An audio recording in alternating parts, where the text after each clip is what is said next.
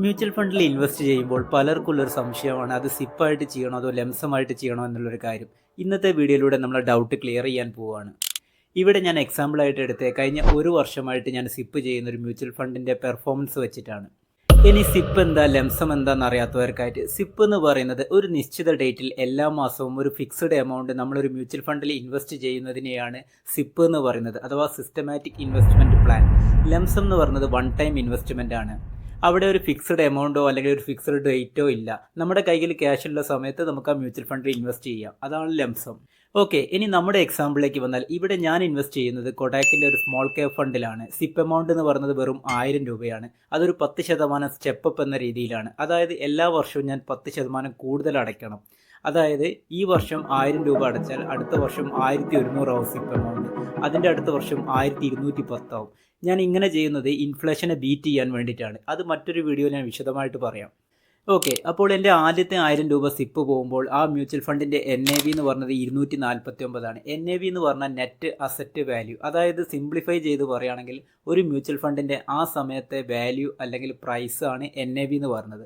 അതായത് ഞാൻ 1000 രൂപ ഇൻവെസ്റ്റ് ചെയ്യുമ്പോൾ 1000 ഹരിക്കണം 249, അപ്പോൾ 4 കിട്ടും. അതായത് 1000 രൂപയ്ക്ക് ആ മ്യൂച്വൽ ഫണ്ടിൻ്റെ 4 യൂണിറ്റ് എനിക്ക് കിട്ടും. അടുത്ത മാസം വീണ്ടും ഞാൻ 1000 രൂപ ഇൻവെസ്റ്റ് ചെയ്യും. ഈ രീതിയിൽ അത് തുടർന്ന് പോയിക്കൊണ്ടിരിക്കും. ഇവിടെ ഞാൻ മൊത്തം 10 മാസം ഇൻവെസ്റ്റ് ചെയ്തപ്പോൾ എനിക്ക് ആ മ്യൂച്വൽ ഫണ്ടിൻ്റെ 33 യൂണിറ്റ് വാങ്ങാൻ സാധിച്ചു. ഇപ്പോഴത്തെ മ്യൂച്വൽ ഫണ്ടിൻ്റെ NAV എന്ന് പറഞ്ഞത് 330 ആണ്. അപ്പോൾ എൻ്റെ ടോട്ടൽ റിട്ടേൺ എന്ന് പറയുന്നത് 33 × 330, അതായത് 10,890. ഇവിടെ 890 രൂപയാണ് എൻ്റെ പ്രോഫിറ്റ് എന്ന് പറയുന്നത്. അത് 10 മാസത്തെയാണ്. 1 ഇയറിലേക്ക് ഇനിയും 2 മാസം ബാലൻസ് ഉണ്ട്. ഈ 890 എന്ന് പറയുന്നത് 9% റിട്ടേൺ ആണ്. കുറച്ചു കാലം മുന്നേ വരെ 11% റിട്ടേൺ ഉണ്ടായിരുന്നു. ഇപ്പോൾ റീസെൻ്റ്ലി മാർക്കറ്റ് ഒന്ന് താഴോട്ട് വന്നതിനാലാണ് 9% റിട്ടേൺ കാണിച്ചത്.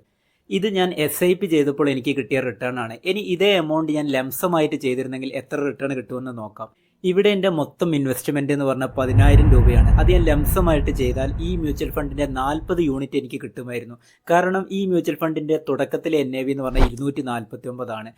അപ്പോൾ 10,000 ഡിവൈഡഡ് ബൈ 249 ഏകദേശം 40 യൂണിറ്റ് എനിക്ക് കിട്ടുമായിരുന്നു. ഞാൻ SIP ചെയ്തപ്പോൾ 10,000 രൂപയ്ക്ക് 33 യൂണിറ്റാണ് കിട്ടിയത്. ലംസം ചെയ്തപ്പോൾ അതേ മ്യൂച്വൽ ഫണ്ടിൻ്റെ 40 യൂണിറ്റ് എനിക്ക് കിട്ടി. അപ്പോൾ ലംസം ഇൻവെസ്റ്റ്മെൻറ്റിൻ്റെ ടോട്ടൽ റിട്ടേൺ എന്ന് പറയുന്നത് 40 × 330, അതായത് 13,200. ഇവിടെ ലംസം ചെയ്തപ്പോൾ എനിക്ക് 3,200 രൂപ പ്രോഫിറ്റ് കിട്ടി. ഇതേ എമൗണ്ട് SIP ചെയ്തപ്പോൾ എനിക്ക് വെറും 890 രൂപയാണ് പ്രോഫിറ്റ് കിട്ടിയത്. അതായത് 9% റിട്ടേൺ SIPയിലും 32% റിട്ടേൺ ലംസമിലും കിട്ടി. ഈ ഒരു റിട്ടേൺ കണ്ടിട്ട് ലംസമാണ് ബെറ്റർ എന്ന് പറയാൻ പറ്റില്ല. കാരണം ഞാൻ ഇൻവെസ്റ്റ് ചെയ്ത ഡേറ്റ് മുതൽ കണ്ടിന്യൂസ് ആയിട്ട് മാർക്കറ്റ് മേലോട്ട് പോയതിനാലാണ് SIPയിൽ റിട്ടേൺ കുറവും ലംസമിൽ കൂടുതൽ റിട്ടേണും കാണിക്കുന്നത്.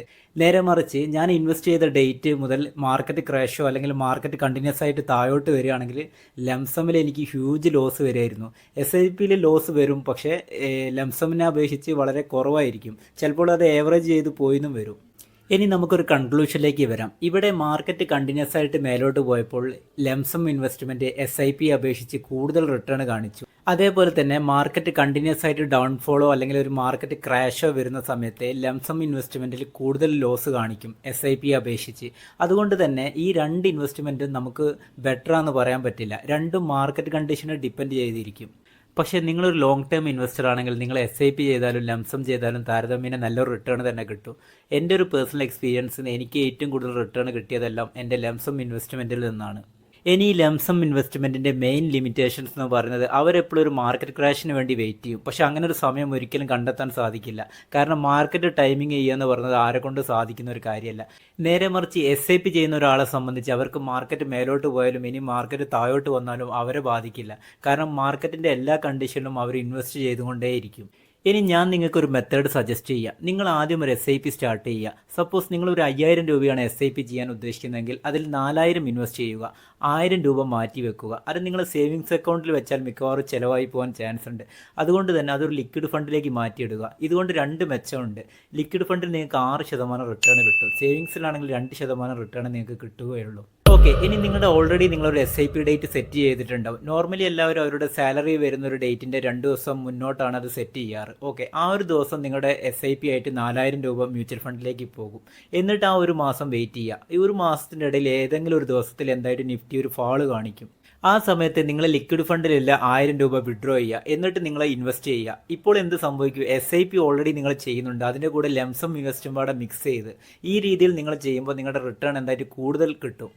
ഇനി ഫൈനലായിട്ട് നിങ്ങൾ ഇനിയിപ്പോൾ SIP ചെയ്താലോ ലംസം ചെയ്താലോ, ഇനിയിപ്പോൾ SIP വിത്ത് ലംസം ചെയ്താലോ, ഏത് ഇൻവെസ്റ്റ്മെൻ്റ് ആയാലും നിങ്ങൾ ലോങ് ടേം ഒരു മൈൻഡ് സെറ്റോട് കൂടി ആയിരിക്കണം ചെയ്യേണ്ടത്. അതല്ലാതെ നമ്മളൊരു 6 മാസം അല്ലെങ്കിൽ 1 ഇയറിലേക്ക് ഇൻവെസ്റ്റ് ചെയ്തിട്ട് പ്രോഫിറ്റ് ഒന്നും കിട്ടുന്നില്ല എന്ന് പറഞ്ഞിട്ട് നമ്മൾ എക്സിറ്റ് ചെയ്തിട്ട് കാര്യമില്ല. കാരണം ഇതിൻ്റെ കോമ്പൗണ്ടിങ് നടക്കണമെങ്കിൽ മിനിമം ഒരു 5 വർഷം അല്ലെങ്കിൽ അതിൻ്റെ മേലോട്ട് ഒരു മൈൻഡ് സെറ്റിലായിരിക്കണം നമ്മൾ ഇൻവെസ്റ്റ് ചെയ്യേണ്ടത്.